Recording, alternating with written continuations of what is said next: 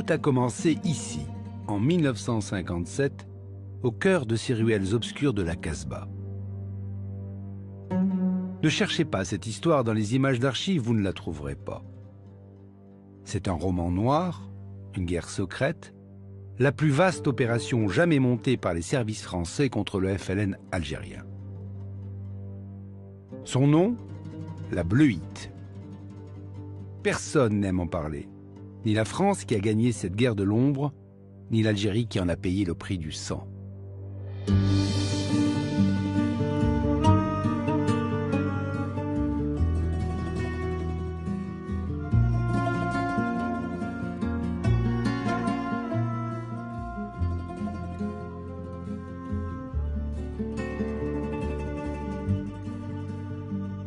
Rarement dans l'histoire, une opération aussi sophistiquée aura reposé sur les épaules d'un seul homme.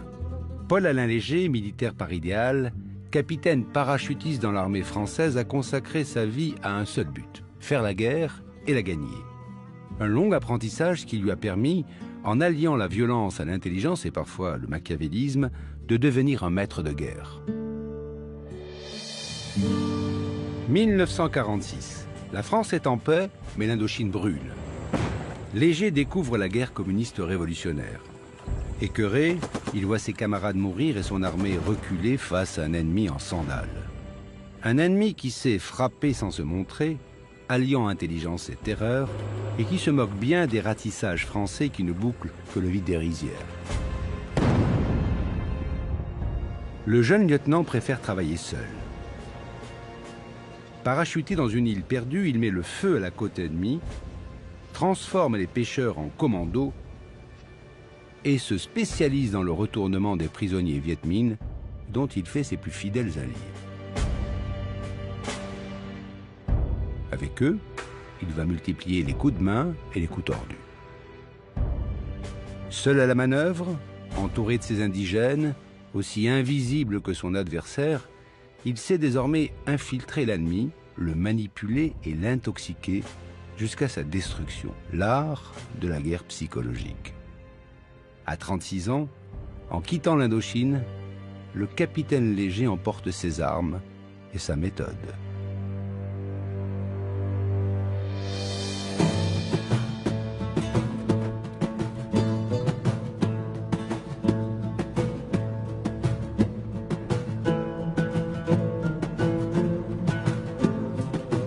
Quand il débarque à Alger cet hiver de 1957, voilà 3 ans déjà que le FLN a lancé une insurrection pour mettre fin à la colonisation française.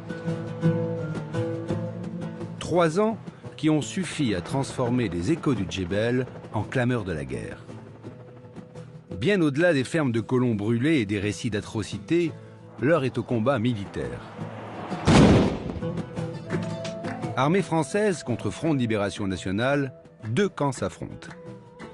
Jusqu'ici, Alger la capitale semblait épargnée. Alger la Blanche n'est pas seulement un phare de la France en Afrique, c'est un mythe, celui de l'Algérie française. L'automne 1956 marque la fin de l'illusion. Le Front de Libération Nationale a décidé de porter la guerre au cœur de la capitale. L'heure est aux attentats. Youssef Saadi, chef du FLN à Alger, est chargé de mettre la ville à feu et à sang. Sur la scène internationale, le front sait bien qu'un seul attentat à Alger fait plus de bruit que n'importe quelle victoire dans le maquis. Et Alger a un point faible, la Casbah, où se cache le chef du FLN. La caractéristique de la Casbah fait que c'est particulièrement propice à l'action clandestine. Des murs sans fenêtres, les terrasses des maisons qui donnent entre elles. C'est la ville interdite pour les Français. C'est la ville interdite pour les militaires français. À l'abri dans sa forteresse, Youssef Saadi peut envoyer des femmes poseuses de bombes, déguisées en européennes, semer la mort dans toute la capitale.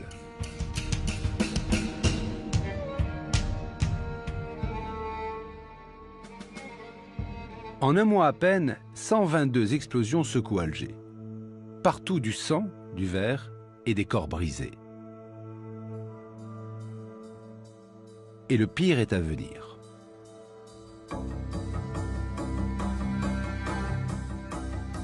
Ce dimanche après-midi, sur la scène du casino de la Corniche, un orchestre célèbre et, sur la piste, des jeunes Européens qui dansent. L'engin de mort soulève l'estrade et souffle la salle.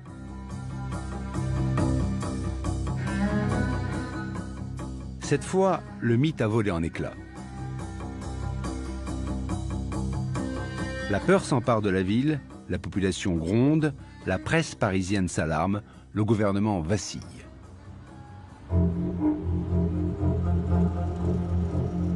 Le 7 janvier 1957, 8000 combattants d'élite de la 10e division parachutiste entrent dans la capitale. Le général Massu, qui les commande, reçoit les pleins pouvoirs et une mission, pacifier la ville par tous les moyens. On connaît la suite sous le nom de la bataille d'Alger. L'armée rafle et torture à grande échelle, 24 000 suspects arrêtés, 3 000 disparus. Une besogne de basse police pour l'élite de l'armée française qui se salit les mains, mais réduit le FLN au silence.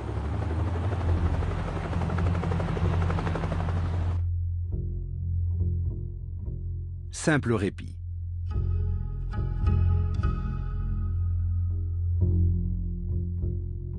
Les paras repartent, mais Youssef Saadi est toujours là. Et il se fait photographier souriant au milieu de ses poseuses de bombes. À l'état-major, quand on se demande qui sont les experts en subversion, ceux qui savent se battre contre un ennemi invisible, un nom, un seul, revient toujours en premier. Le capitaine Léger.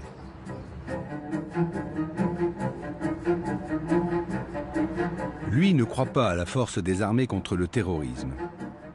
L'Indochine lui a appris qu'on n'écrase pas une mouche avec un marteau.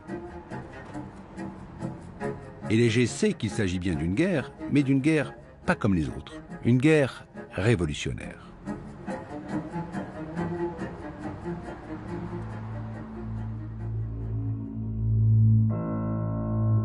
Il est temps de mettre sa propre méthode en action. D'abord dans la Casbah de Youssef Saadi, ensuite dans le maquis du terrible Amirouche. Printemps 1957. En 3 ans de guerre, le FLN s'est organisé. Il a construit une armée de libération nationale, l'ALN, forte de 30 000 hommes, et divisé l'Algérie en 6 régions militaires, les wilayas. Retranché dans sa forêt de Lafkadou, dans la wilaya 3, Amirouche le Terrible tient tête à toute l'armée française. Tout le monde le craint, le respecte et souvent le vénère. Les Français l'ont surnommé le loup de Lafkadou. Mais les révolutionnaires en culotte courte ne rêvent que de le rejoindre pour mourir à ses côtés. Amou Amirouche avait 19 ans et la chance de porter le même nom que son héros. Il rêvait de le rencontrer, il deviendra son secrétaire particulier. Il mettait en exergue la fibre d'orgueil des paysans, en disant, regardez, la France nous a colonisés pendant plus de 100 ans. Elle nous a humiliés. Elle a humilié nos femmes et nos enfants. Ça ne peut plus durer. Il faut se révolter. C'est quelqu'un de dur parce qu'il était dur contre sa propre personne. Il avait une autodiscipline parce que la vie au maquis l'exigeait. Et la survie de la révolution l'exigeait. Il fallait se donner totalement à la révolution. Il croyait beaucoup à la force, à la violence. Et il se méfiait de ceux qui voulaient occuper des postes, occuper des grades. Ah oui, il punissait, il châtiait les gens, très dur. Même, je peux dire même cruel. Ah oui, très cruel. Un jour, par exemple, les maquisards contrôlaient les paysans pour s'assurer qu'ils ne chiquaient pas et qu'ils ne fumaient pas, parce que c'était décrété interdit. Un jour donc, un des maquisards qui avait procédé à la fouille des paysans, a laissé tomber une boîte de chic devant le colonel Amérouche de sa ceinture.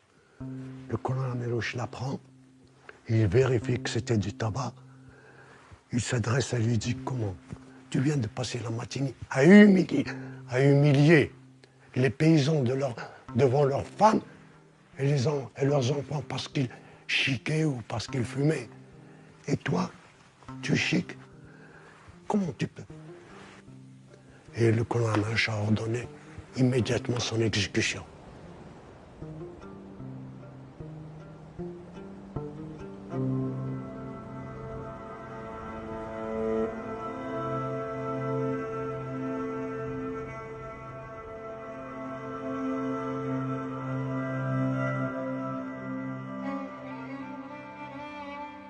Ce matin, il fait déjà une chaleur écrasante dans la Casbah. L'été algérien est là. Pour sa première action, Léger a décidé de déstabiliser le FLN par un coup d'éclat au cœur de sa forteresse. La Casbah, le plus solide des bastions de la rébellion. Les groupes de choc, les jeunes militants du quartier, sont chargés par le FLN d'imposer une vie austère. Interdit de fumer ou de boire, interdit d'écouter de la musique à la radio, interdit de jouer au domino. Des règles strictes, façon de mieux contrôler la population.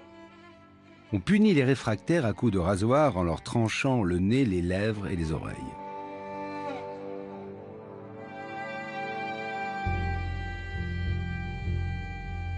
Le petit groupe d'hommes qui s'aventure dans ce coupe-gorge est habillé de bleu de travail. C'est bleu de chauffe, très à la mode chez les jeunes Algériens. Mais sous leur veste pointe un pistolet mitrailleur Mat 49. Ce sont les bleus du capitaine Léger. Leur objectif, un café mort au cœur de la vieille ville. À la tête de son commando, Léger agit seul et il sait qu'il risque gros. Son supérieur hiérarchique, le colonel Godard, n'est même pas au courant de son plan. Et sous ses ordres, il n'a que 2 militaires français. Le sergent-chef Barjou, dit Dédé Leblond, un homme du Nord, aux yeux bleus et cheveux clairs, qui dort avec 2 pistolets de gros calibre sous son oreiller et ne rate jamais sa cible. Et le sergent-chef Abdelhamid, un colosse, dit Surcouf, un ancien d'Indochine devenu l'ange gardien de son capitaine et la terreur des hommes du FLN. Tous les autres sont d'anciens combattants du FLN. Parmi eux, il y a Amara Ali, dit Alilou, une forte tête mais une pièce maîtresse de la Casbah. Alilou est un bleu de combat. Alilou, qui était l'ancien adjoint, donc agent de liaison de Yassef, connu comme le loup blanc Alilou. Il ne devait pas savoir qu'il était arrêté. Ce qui fait que quand le tenancier du Café Mort nous a vu rentrer, évidemment, Alilou a été accueilli les bras ouverts. Alilou a dit au tenancier en disant bah, « Tu mets pas la radio, là, mets la radio, qu'il y ait un peu de musique. » Ah, mais il dit « Frère, tu sais très bien que c'est interdit. » Interdit par qui? Par le front. Il dit « C'est interdit, tu devrais le savoir, toi. C'est le front qui commande. » Et alors Alilou, à ce moment-là, lui a mis une paire de gifles monumentales. Et il lui a dit, à partir d'aujourd'hui, tu sauras que c'est pas le front qui commande, c'est lui. Il m'a désigné, il dit, c'est lui qui commande. Alors là, ça a été le cercle complet. On a fait sortir les boîtes de jeux, tout le monde a fumé, tout le monde a joué au domino, et la musique à fond, hein, à fond. Ça peut paraître idiot, mais c'était quand même un succès terrible dans l'esprit de la population. Qui se disait, ils sont 6 ou 7 là, et c'est eux quand même qui commandent, quoi. Et ça a commencé comme ça. Les Bleus ont donné un grand coup de pied dans la fourmilière. Bon début. Mais Léger veut aller beaucoup plus loin et transformer la Casbah en zone interdite pour le FLN. Qui règne sur la vieille ville? Qui porte les messages secrets sinon les membres des fameux groupes de choc? Ils sont la clé de la Casbah. Alilou, l'enfant de la rue, les connaît tous. Du cireur de chaussures jusqu'au gros caïd de quartier. Un à un, Léger les fait arrêter.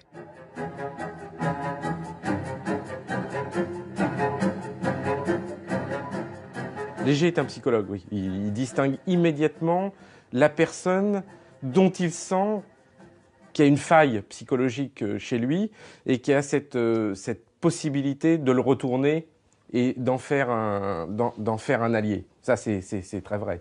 Il est extrêmement psychologue. Ce qui surprend le plus, c'est comment Léger parvient-il à retourner des centaines de jeunes dans la Casbah, de jeunes qui, jusqu'à présent, paraissaient avoir été acquis aux idées du FLN. Et finalement, on ne voit pas comment il a pu, en si peu de temps, parce que c'est ça aussi, c'est le temps très bref qu'il lui a fallu pour retourner les jeunes en question. Et au fond, lui, c'est une question qui ne se pose pas rétrospectivement quand on l'interroge là-dessus. Bien, je les ai persuadés de la façon la plus simple possible. C'est-à-dire que je leur ai dit que nous étions Français. Et ces gens-là demandaient qu'une seule chose, c'est qu'on les considère comme des Français. Des Français à part entière. Et nous, officiers, et jeunes officiers en particulier, c'est ce que nous demandions. Et pour les persuader, eh bien, je n'ai fait que leur dire qu'ils étaient Français, mais qu'il fallait qu'ils luttent avec nous pour, justement, que nous mettions hors de combat ce terrorisme qui faisait qu'on les empêchait donc de devenir Français comme nous. C'est tout. C'est pas plus difficile que ça.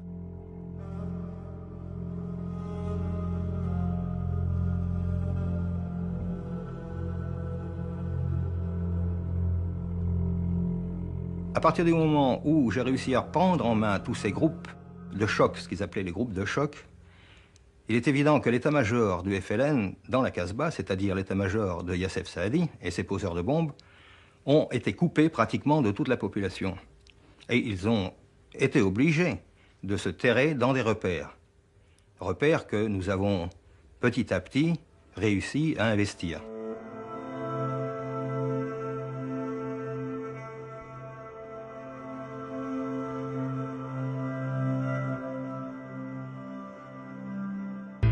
Dans son QG d'El Bihar, une villa au 7 chemin Vidal, Léger a convoqué Ouria, une jeune femme très brune, ancienne messagère du front qui vient de rejoindre les Bleus. Sur son échiquier, il lui faut pousser ses pions jusque dans le camp du FLN et il sait l'importance des dames. Léger, il guidait bien son monde. Il avait un groupe à lui qui menait, pas la baguette, mais correctement, autoritaire. Et quand il donnait un ordre à ses troupes, il donnait un troupe. Et surtout, ne revenez pas sans vos armes. Tous, c'était des hommes. Mais à côté de Léger, c'était autre chose, Léger. Même quand il marche, tu sens que c'est quelqu'un d'un combattant. Voilà. Je trouvais pas de mot, d'un combattant. De quelqu'un qui sait ce qu'il veut, et ce qu'il veut, il a. Entre Léger, l'homme fort, et la jeune Ouria, le courant passe tout de suite. D'autant que la jeune femme est très en colère contre les attentats aveugles du FLN. Mais moi, j'en voulais à ceux qui posaient des bombes, comme le Mikbar, comme nous avons posé tous les bombes. Je leur en voulais de tuer des gens. J'étais pas d'accord. D'un coup, ils mettent une bombe dans un bus, ils mettent un truc dans un par quelle rue, ils mettent... Pourquoi ils ne vont pas le mettre dans le gouvernement? Ils les mettent que au Tontonville où les gens sont en train de prendre un jus, un café, que tout le monde saute. Les vieux, les parents, les mamans, le berceau, le landau, tout ça. Ça, j'étais pas d'accord. Le capitaine organise la fausse arrestation d'Ouria puis son évasion spectaculaire. Dans la Casbah, Ouria la Brune devient aussitôt une héroïne populaire que le FLN s'empresse de mettre à l'abri dans une de ses maisons closes, rue de la Mer Rouge. Léger a réussi à infiltrer Ouria, son agent normand, dans la place. Sur ordre de son capitaine, Ouria parvient à s'intégrer à l'équipe des courriers clandestins qui font la liaison entre la ville européenne et la cache de Youssef Saadi dans la Casbah. Avec une mission, pister son messager personnel pour parvenir enfin à localiser l'homme le plus recherché d'Alger. Ils me disent, voilà, tu lui donnes la lettre de celui qui était enfermé chez lui pour qu'il l'amène à sa femme, que je nommerai pas. Comme ça, tu vas voir où il amène la lettre. Je dis, moi, comment tu crois que je vais le suivre? Et là où il va amener la lettre, elle va me reconnaître. C'est une fille du pays. J'ai dit, je vais mettre la craie dans la main et je vais lui dire, allez, courage, courage, courage, et je vais l'essuyer et ils ont qu'à suivre la craie. Elle avait mis dans sa main un morceau de craie. Elle lui a plaqué la main dans le dos. Il avait donc une marque dans le dos. Et il a été suivi comme ça dans toutes les ruelles de la Casbah par des femmes, par des enfants et par des hommes qui travaillaient pour moi. C'est ainsi qu'on a réussi à déterminer le repère où se cachait Youssef Saadi. C'est comme ça que, dans la nuit, il a été arrêté. Le démantèlement de l'appareil terroriste d'Alger se poursuit avec l'arrestation dans son refuge de la Casbah de Youssef Saadi, responsable du sang versé dans la ville depuis plusieurs mois. Avec lui se trouvait une jeune fille, Zora Drif, dont il ne voulut pas être séparé pour accepter de se rendre aux parachutistes qui l'assiégeaient. 2 prisonniers d'importance dont la capture ampute sérieusement la rébellion de la zone d'Alger. 15 jours plus tard, c'est le tour d'Ali Lapointe, ancien voyou et tueur du FLN, l'homme le plus dangereux de la Casbah. Avec lui, il y a une femme et un gamin de 11 ans, le petit Omar. Fidèle à sa légende, Ali Lapointe refuse de se rendre. Et les paras doivent dynamiter sa cache sans savoir qu'elle abrite un énorme stock de bombes. L'explosion est gigantesque. De ces décombres devait être dégagés une douzaine de cadavres, parmi lesquels celui de l'un des chefs du terrorisme algérois, Ammar Ali, dit Ali Lapointe. Venant après l'arrestation de Youssef Saadi, l'explosion de la Casbah a achevé de décapiter l'importante cellule rebelle de la capitale algérienne.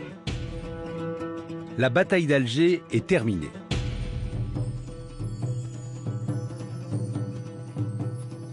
Léger, lui, regarde déjà vers les hauteurs des montagnes de Kabylie.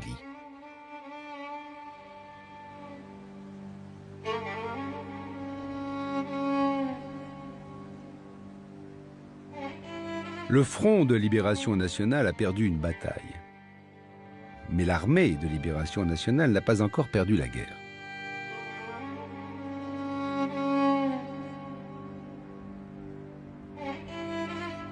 Ami Rouge connaît bien ces Djounoud, combattants de la première heure, des paysans durs au mal et au feu.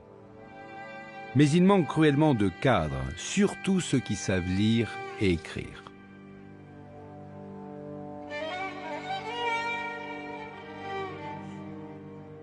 Par la voix de son organisation étudiante, le Front leur lance un appel.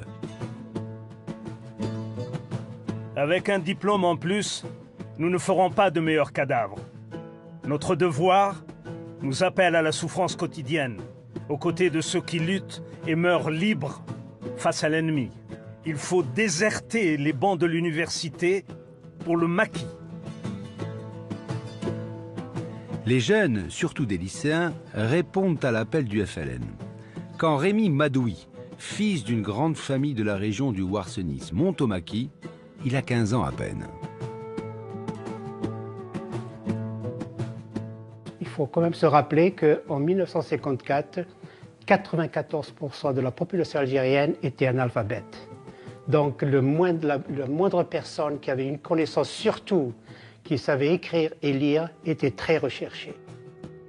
Donc dans ma tête d'enfant, ces révolutionnaires qui font parler d'eux, ils me veulent avec eux, donc c'était quelque chose d'incroyable. Je pensais que j'allais vraiment changer le monde.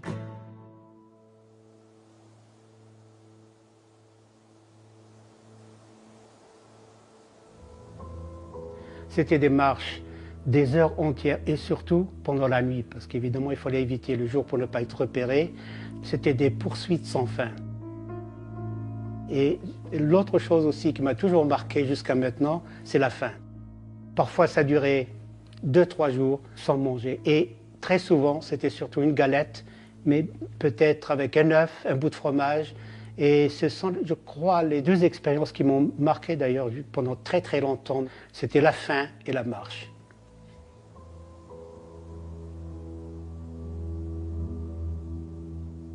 Quand on est dans une révolution, on dort avec la révolution, on mange avec la révolution. C'est 24 heures, c'est 24 heures. Il n'y a pas de week-end, il n'y a pas de vacances, il n'y a rien, il n'y a absolument rien.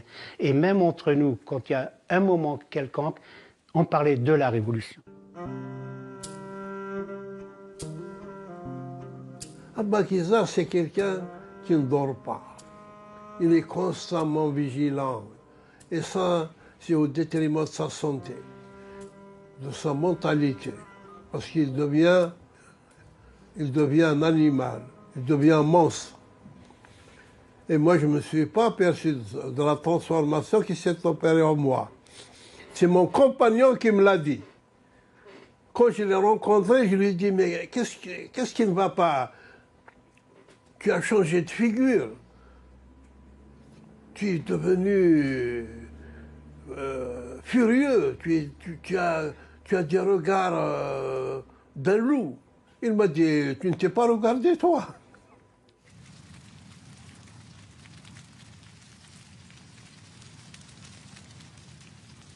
Tous ces jeunes sont prêts à mourir pour la cause. Ce qu'ils ne savent pas encore, c'est qu'ils vont vers une mort atroce et qu'elle sera infligée par leurs frères, ceux-là même qui les accueillent à bras ouverts. Personne alors ne s'en doute. Pas même Ami Rouge. D'autant qu'il vient d'apprendre une autre bonne nouvelle. L'organisation terroriste d'Alger n'est pas morte. La preuve, elle vient de lui écrire. Là encore, Ami Rouge le Terrible ne sait pas que la lettre qu'il tient entre ses mains n'est que le début d'une opération machiavélique. Et devinez qui tient la plume.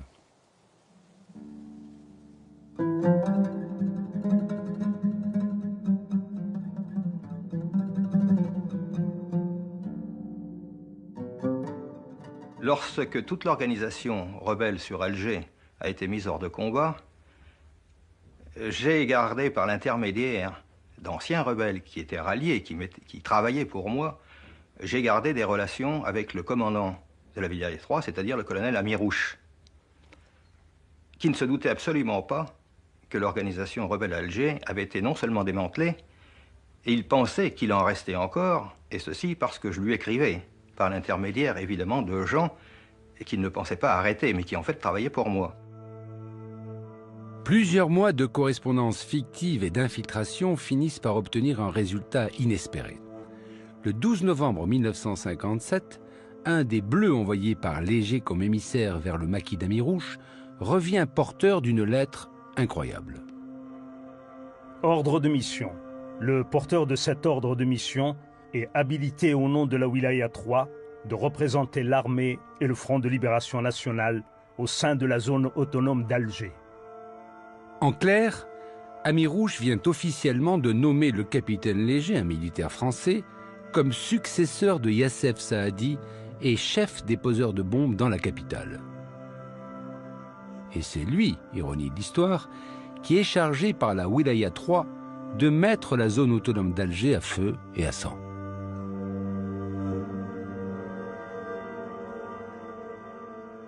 C'est-à-dire qu'il est arrivé à un moment donné où nous avions un échange de correspondance avec le colonel Ami Rouge et j'étais ravitaillé en armes par les rebelles eux-mêmes, qui me demandaient d'ailleurs de faire des attentats sur Alger, pensant qu'ils avaient affaire à une organisation FLN. La Wilaya 3 qui dirige la zone autonome d'Alger lui demande des résultats. Or, des résultats, il en a très peu, parce qu'évidemment, il va pas commettre des attentats. Donc, il est obligé d'organiser des faux attentats dans Alger. Alors, c'est des trucs, c'est presque grotesque, hein. Il balance une grenade dans son PC, il est obligé de faire exploser des voitures, etc. À tel point que le Godard, à un moment, lui dit « Mais vous êtes fou, vous êtes complètement fou, Léger. Vous êtes complètement fou. » Des attentats, des explosifs, oui, on entend. Hein, des explosifs à blanc, probablement. Mais l'essentiel, c'est la presse qui répercute ça. Attentats. Et qu'est-ce qui fournit les informations à la presse? C'est l'armée française, c'est le capitaine Léger. Ça a duré quelque chose comme 6 mois. 6 mois pendant lesquels Alger a été tranquille, car il y avait quelques attentats, mais c'était des attentats fictifs que je faisais moi-même, donc il ne faisait aucune victime, bien sûr.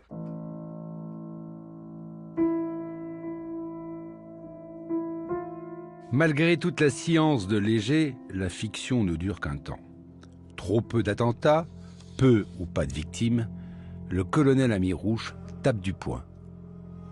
Front Armée de Libération Nationale, le 7 janvier 1958. Je vous écris au sujet du travail. Vous avez de la marchandise et vous n'avez rien fait. L'ennemi crie victoire sur tous les toits.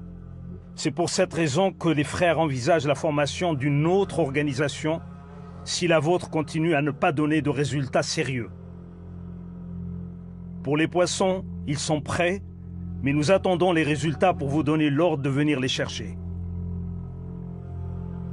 Les poissons, ce sont de gros obus transformés en engins explosifs capable de dévaster tout un quartier d'Alger.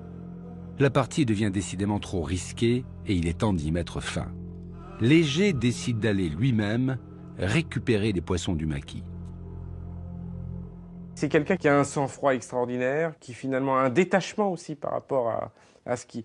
Et puis c'est quelqu'un qui a des capacités intellectuelles hors du commun. Des capacités intellectuelles hors du commun, c'est indéniable. C'est pas possible d'arriver à jouer sur un réseau aussi étendu, d'être le seul à avoir les clés et à manier toutes les marionnettes de centaines d'individus et de ne pas avoir des facultés intellectuelles et d'organisation qui sont hors du commun.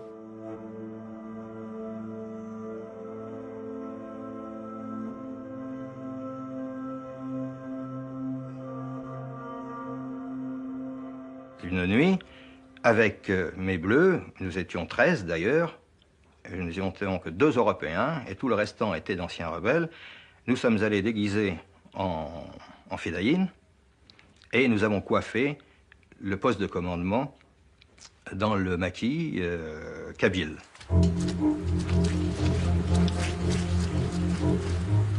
Voilà une semaine qu'il pleut, jour et nuit. Un déluge d'eau glacée qui brouille le ciel et transforme la terre en boue. 3 heures plus tôt, un camion militaire a déposé Léger et ses bleus au pied des hauteurs de Kabylie, juste avant Borj Menayel. Objectif, la montagne de la Mule, où se trouve l'état-major de la Wilaya 3, une bonne demi-douzaine d'officiers de haut rang et leur arsenal de bombes, les fameux poissons. Maintenant, ils marchent en file indienne dans un brouillard épais. Soudain, une sentinelle de l'ALN leur barre le chemin. On lui montre un faux ordre de mission qui les décrit comme une section rebelle en route pour la Tunisie. Le lieutenant qui les reçoit leur ouvre les bras et insiste même pour qu'ils prennent un café chaud à l'intérieur du QG. Léger lui plante le canon de sa carabine dans le dos, baisse son capuchon et annonce à haute voix et en français que la comédie est terminée. Dans l'heure, un hélicoptère venu d'Alger emporte avec précaution les fameux poissons. Léger peut pousser un soupir de soulagement. Et en fouillant le QG, le capitaine découvre soigneusement rangées dans une cantine toutes les lettres qu'il échange depuis 6 mois avec Amirouche. Ce qu'il ne sait pas encore, c'est combien le coup de poker qu'il vient de réaliser sans même tirer un coup de feu va se révéler payant.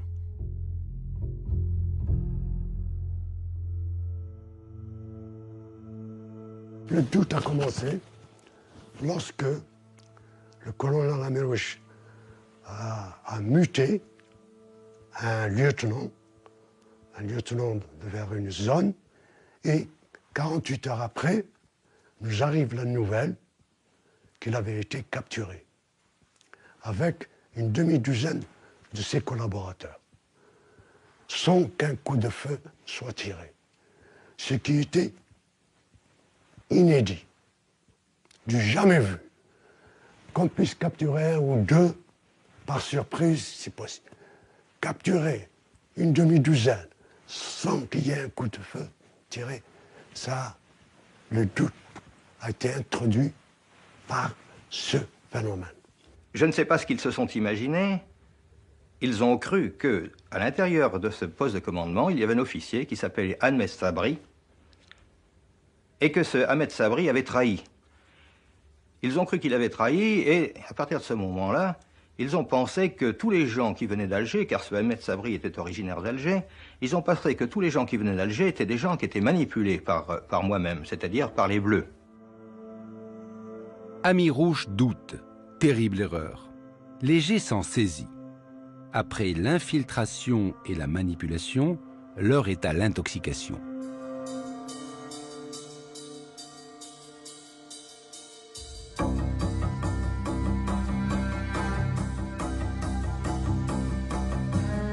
Si Amirouche croit que sa wilaya est gangrénée par des traîtres qui travaillent pour les militaires français, Léger va tout faire pour le convaincre qu'il a raison.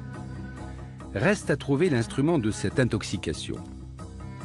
La chance lui sourit sous les traits d'une ravissante jeune fille de 18 ans, Tadjir Zora, dit Rosa, arrêtée à Borj Menayel pour avoir cousu un drapeau du FLN. Face au beau capitaine français, La belle lui fait du charme et accepte aussitôt de rejoindre les Bleus. Un ralliement bien trop rapide pour Léger le psychologue. Rosa ment, Léger en est sûr, très bien. Alors, il va se servir d'elle. Dans son bureau, il lui lit des lettres truffées de signatures connues du FLN et une liste imaginaire d'espions à sa solde que le capitaine français prétend avoir infiltrés dans le maquis d'Amirouche. En la raccompagnant chez elle, à Alger, Léger prend soin de traverser au pas le marché de Borj Menaïel. Habillé en grand uniforme de parachutiste, le capitaine Léger roule au pas, fenêtre ouverte, il prend son temps. Le temps pour les guetteurs du FLN d'observer et de rapporter au maquis la présence de cette jeune Algérienne qui s'est vendue aux militaires français. Rosa ne donnera plus de nouvelles. Léger, lui, sait très bien où elle est partie. On a eu les nouvelles quelque temps après. Lorsqu'on a appris qu'elle était remontée au maquis et que là, elle était tombée sur le fameux capitaine Mayous, dit Yassine la torture, qui évidemment l'avait accusée d'être une espionne. Elle s'est défendue comme un beau diable et elle lui a dit, écoute, tu m'accuses d'être une espionne, mais alors des espions, autour de toi, il y en a en pagaille. Parce que moi, je sais. Alors là, Mayous, qui n'était pas très intelligent, a voulu en savoir beaucoup plus. Sous la douleur, elle a raconté, j'ai son compte-rendu d'interrogatoire, elle a raconté qu'effectivement, elle avait été envoyée par le capitaine Léger. Elle a donné des mots de passe tout à fait farfelus, des mots de reconnaissance invraisemblables. Et la malheureuse a été égorgée après.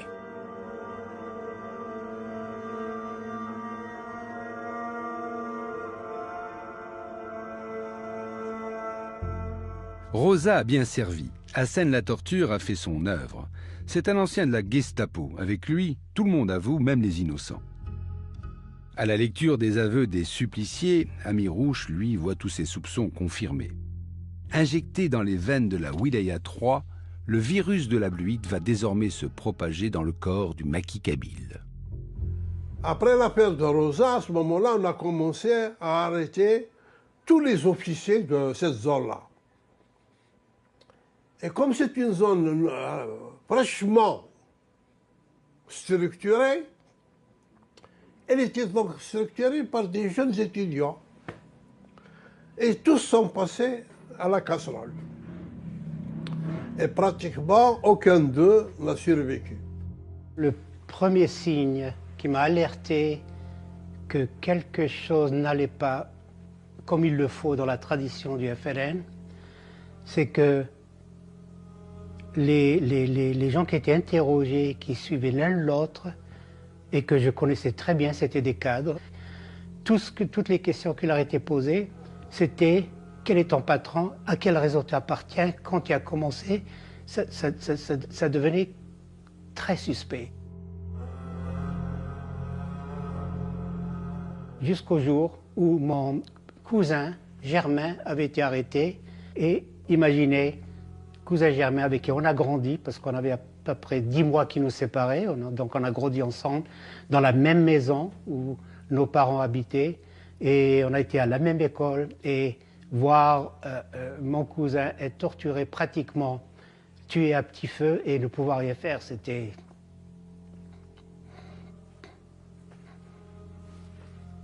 Quand on suspectait quelqu'un, on s'est dit, on ne peut pas prendre de risques pour la Révolution. On n'a pas de prison, on n'a pas d'interrogatoire, on n'a pas moyen de pousser l'interrogatoire pendant des semaines. Surtout avec les opérations militaires constantes, les ratissages constants. Et même le colonel Amirouche a dit, dans le doute, on ne peut prendre aucun risque. On ne peut pas avoir derrière soi des traîtres. Qui que ce soit est visé et suspecté, si on lui colle l'étiquette traître, il est fini, il est mort. Et il y avait la tradition des tortionnaires du FLN était très simple. Avant d'être torturé, la victime creusait son propre tombeau. C'était un aveuglement, parce que s'il n'était pas aveuglé, ces éléments-là qu'il soupçonnait ne seraient pas restés, il aurait rejoint. Il n'aurait pas attendu qu'on vienne les arrêter comme des dindons. C'était quand même des chefs, des types robustes, des durs à cuire. J'étais étonné qu'on vienne les arrêter. Je lui ai donc posé la question. Je lui ai dit, est-ce qu'il n'y a pas une erreur là-dedans? Quand j'ai vu des personnes qui étaient plus patriotes que moi arrêtées et torturées. Il m'a dit, si, il y aura des erreurs. Mais ça, pour sauver la révolution, il fallait qu'on touche dans la chair saine.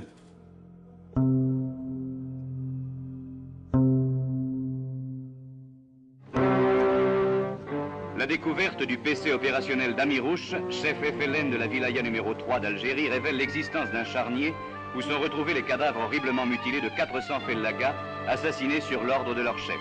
Des restes sanglants impossibles à montrer ici et des instruments de torture qui sont autant de preuves des épurations inhumaines que les rebelles effectuent périodiquement dans leurs rangs.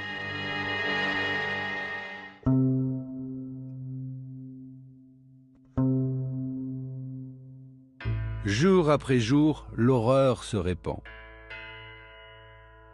Après 5 ans de maquis, Rémy Madoui va, à son tour, se faire prendre dans l'engrenage infernal de la bleuite.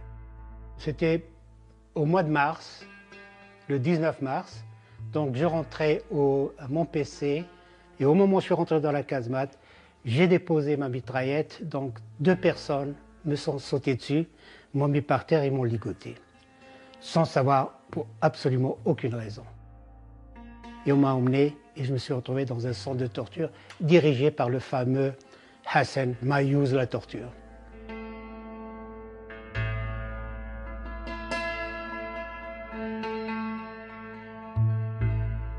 Sous la torture de Mayouz, personne ne tenait 24-48 heures. Comment j'ai tenu 2 semaines? Enfin 2 semaines, moins 3-4 jours, puisqu'à la fin je m'évanouissais, donc j'étais davantage évanoui que sous la torture. Comment? Je n'en sais rien. Parce que pendant ces 2 semaines, je ne sais même pas si j'ai eu un repas, parce que c'était soit à midi, soit le soir. C'était le reste de mes tortionnaires qui mettaient comme une bouillie avec de l'eau. C'était mes repas. Le soir, bien qu'avec la torture, évidemment, j'étais nu, j'étais mouillé. Il y avait à l'entrée de la casemate où ils dormaient un genre de trou qu'ils avaient creusé, où mes genoux étaient dans le trou et avec mes pieds sur mes fesses pratiquement. Et dans ce trou, il y avait très peu d'espace avec l'humidité.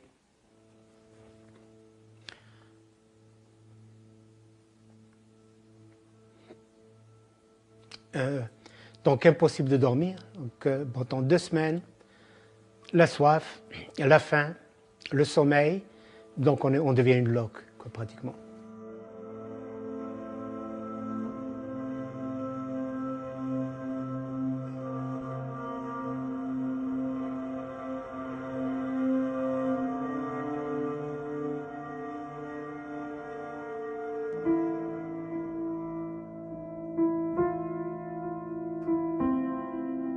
Laissé pour mort, Rémy Madoui finira par s'évader et par rejoindre les rangs de l'armée française. Comme lui, des centaines d'hommes désertent pour échapper à la mort. Le capitaine Léger a atteint son objectif. Le maquis s'autodétruit. Il n'a même plus besoin d'intervenir. L'épidémie de la bleuite est désormais hors de contrôle.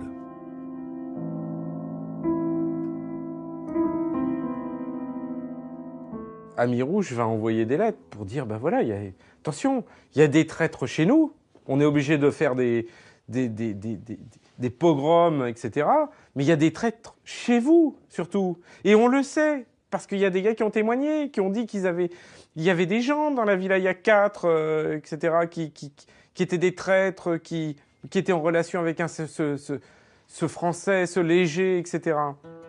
Et donc ça va flamber au-delà de la wilaya 3, et ça va flamber dans la wilaya 4 et puis dans toutes les wilayas. C'est ça le principe de la bleuite. Aux armées, le 3 août 1958. Chers frères, j'ai le devoir et l'honneur de vous informer en priant Dieu que ce message vous parvienne à temps de la découverte dans notre wilaya d'un vaste complot ourdi depuis de longs mois par les services secrets français contre la révolution algérienne avec la complicité d'éléments les plus divers. Ce complot, d'après les renseignements en notre possession, s'étendrait à toutes les wilayas d'Algérie. Il aurait même des ramifications dans nos bases de Tunisie et du Maroc. Le réseau tissé dans notre wilaya vient d'être pratiquement mis hors d'état de nuire après une enquête d'autant plus ardue que ses chefs dans le maquis étaient des hommes en apparence au-dessus de tout soupçon. Ce qui faisait la force de l'ALN, c'était la confiance. Ils étaient des frères. Ils étaient soudés par cette confiance-là. Et c'est ça qui était le socle, qui était le bouclier contre l'armée française. Ce socle-là s'est fissuré. Et c'est le moral qui est atteint. 70% de la force d'une armée, c'est son moral. 70%. Le colonel a déterminé ce qu'il a fait. Quand j'étais torturé, j'étais obligé de rejoindre l'armée française pour sauver ma vie, eh bien, je le regrettais. Okay? Probablement, s'il n'y avait pas le risque de perdre ma vie, je ne l'aurais jamais fait. Okay? Dans le sens même là où je devais sauver ma vie, le seul truc que je regrettais, c'est que je ne peux plus me battre pour mon peuple. C'est quelque chose d'incroyable, à 20 ans.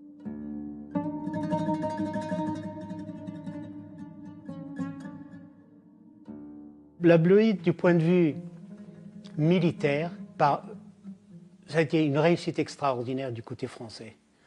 Par contre, pour l'Algérie, ça a été absolument un désastre. Que l'Algérie continue de payer un demi-siècle après. Le dégât ou les conséquences de la bleuite, c'est qu'elle a été la raison ou la source de l'extermination de toute une jeunesse algérienne éduquée qui aurait été l'avenir de l'Algérie. C'est un gâchis, je crois, dans tous les domaines. Okay. Humain, beaucoup plus qu'autre chose.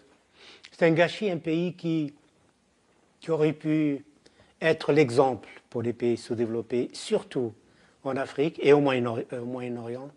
Ce peuple-là, si ça n'avait pas fini tel que cela a été, quel pays ce serait aujourd'hui? C'est ça, je crois, qui est le... C'est ce que j'appelle gâchis.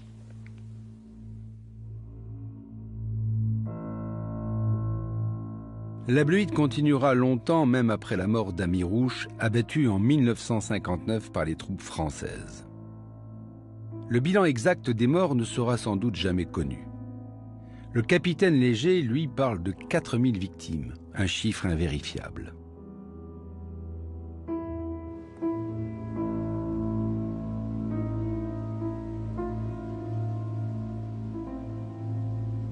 Qui dira le désespoir de ces jeunes patriotes sincères, morts en clamant jusqu'au bout leur foi dans la Révolution? Qui dira la colère des familles de ces martyrs qui ont gardé, au-delà de la mort, l'étiquette infamante de traître?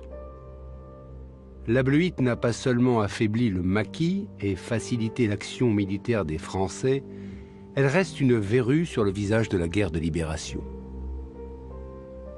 Au nom de la pureté idéologique, elle a fini par retourner la violence révolutionnaire contre ses propres enfants.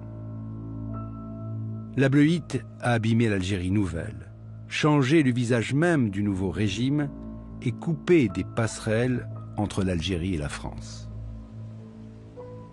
C'est sans doute pour cela qu'aujourd'hui encore et des deux côtés, la bleuite reste un secret bien gardé.